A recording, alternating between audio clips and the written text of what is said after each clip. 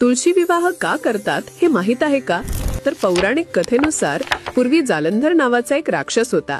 त्याची पत्नी वृंदा म्हणजे तुळस अत्यंत पतिव्रता आणि भक्त होती. तिच्या पतिव्रतेच्या शक्तीनं जालंधराला कोणीही पराभूत करू शकत नव्हते. भगवान विष्णूंनी जगाचं रक्षण करण्यासाठी जालंधराचा वध करण्याचा निर्णय घेतला. वृंदेच्या पतिव्रतेचा नाश करण्यासाठी विष्णूंनी जालंधराचं रूप धारण केले आणि वृंदेची परीक्षा घेतली. सत्य कळल्यावर वृंदेला खूप दुःख झाले. तिने विष्णूंना शाप दिला की तू माझ्यासारखा पाषाण बनशील. या शापामुळे विष्णू शाळग्राम शिळेत परिवर्तित झाले आणि वृंदा मृत्यूनंतर तुळशी वृक्ष म्हणून पृथ्वीवर प्रकट झाली. नंतर भगवान विष्णूंनी तुळशीशी विवाह केला आणि हा दिवस तुळशी विवाह म्हणून साजरा केला जाऊ लागला.